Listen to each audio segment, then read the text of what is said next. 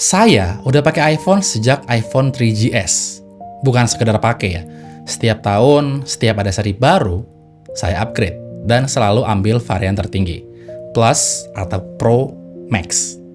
Bertahun-tahun. Tapi hari ini, saya memutuskan untuk berhenti menggunakan iPhone.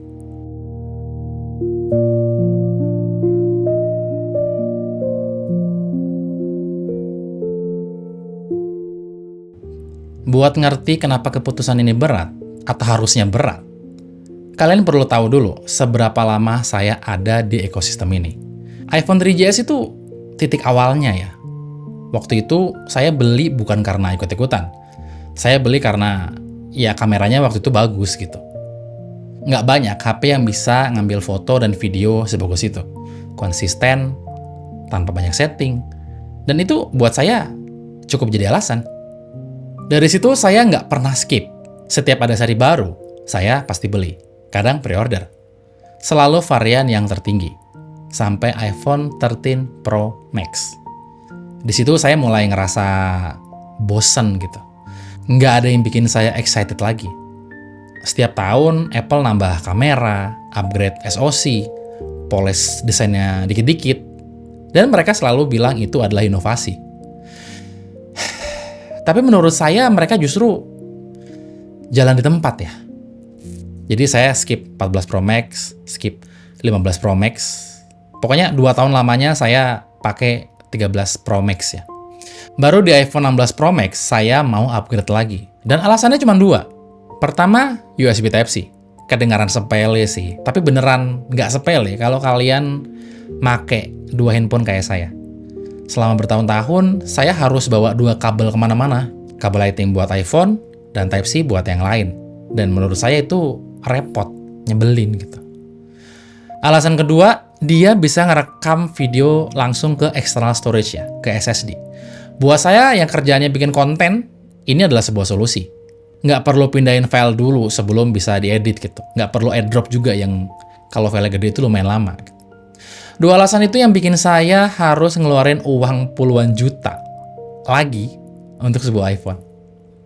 Walau sekarang ada iPhone 17 Pro Max, saya nggak upgrade sih. Bukan karena mahal, itu iya. Tapi karena saya udah nemuin alasan yang lebih kuat untuk pada akhirnya berhenti.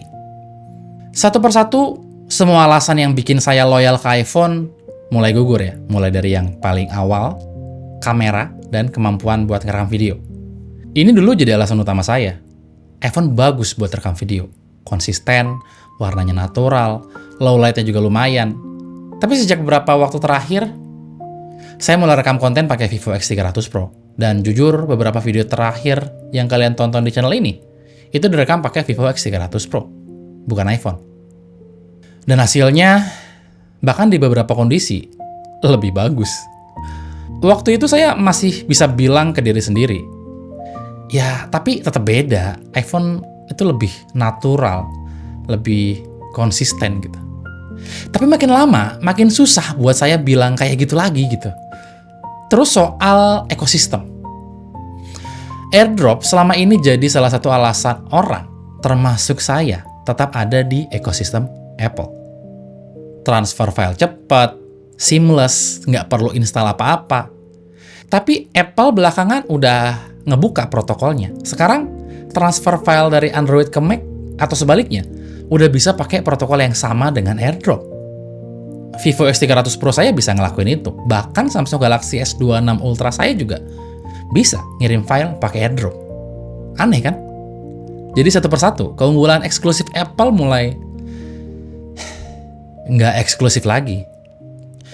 Jujur ada satu hal yang masih bikin saya ragu sebenarnya, yaitu soal keamanan. Sampai detik ini, saya masih merasa dan percaya kalau iOS adalah sistem operasi yang lebih secure atau paling secure dibandingkan Android secara umum. Bukan karena fanatik, tapi memang track record-nya itu lebih bersih aja gitu. App Store Apple jauh lebih ketat soal kurasi aplikasi dibandingkan Play Store. Sampah, malware, aplikasi tipu-tipu di iOS tuh jauh lebih minim. Di Play Store, tumpeh-tumpeh. Ini bukan opini ya, ini memang fakta. Silakan buktikan aja kalau saya memang salah. Tapi kemudian saya ngelihat Samsung Knox ya. Nah, Knox ini bukan sekadar fitur keamanan standar menurut saya. Ini layer keamanan hardware dan software yang emang didesain khusus. Dan dipakai juga sama beberapa lembaga pemerintahan dan enterprise. Ingat, sejauh ini baru Samsung yang bisa sejauh ini menurut saya. Brand Android lain menurut saya masih belum ya.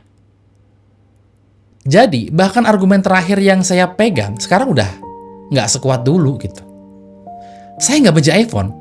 Saya nggak akan bilang Android lebih baik dari iOS secara keseluruhan ya. Ini bukan soal itu. Ini soal alasan aja. Saya pakai iPhone itu karena ada alasan yang jelas aja gitu. Kamera bagus, ekosistem yang nyaman, keamanan yang juga terjaga, dan waktu semua alasan itu valid, bikin keputusannya itu gampang. Tapi sekarang, satu persatu alasan itu udah nggak relevan buat saya secara pribadi ya.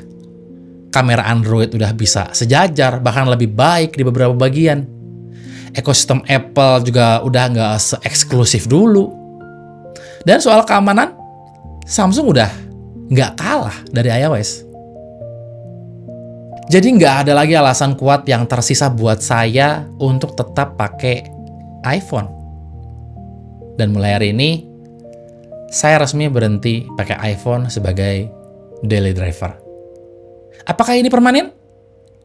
Nggak tahu. Saya nggak akan nutup pintu tentunya. Kalau ke depan Apple ngeluarin sesuatu yang bener-bener baru, bukan gimmick tahunan yang diulang-ulang dan dikasih label inovasi itu, mungkin saya akan balik pakai iPhone lagi. Tapi sampai ada alasan yang beneran kuat, saya nggak akan beli lagi hanya karena kebiasaan. Dan itu menurut saya cara yang lebih sehat buat bikin keputusan untuk beli smartphone. Kalau kalian sekarang masih pakai iPhone dan ngerasa happy, saya nggak minta kalian ikut pindah. Pilihan itu sangat personal ya, dan konteks setiap orang itu pasti beda-beda. Tapi kalau kalian selama ini stay di iPhone hanya karena kebiasaan, bukan karena alasan yang jelas, mungkin ini waktu yang tepat untuk tanya ke diri sendiri. Sebenarnya apa yang bikin kalian tetap pakai iPhone? Kalau jawabannya kuat, silakan stay. Tapi kalau kalian nggak nemu jawaban yang cukup meyakinkan, mungkin bisa coba mulai cari tahu tentang Android. Terima kasih udah dengerin curhat saya. Semoga ada manfaatnya. Irwan undur diri. Adios.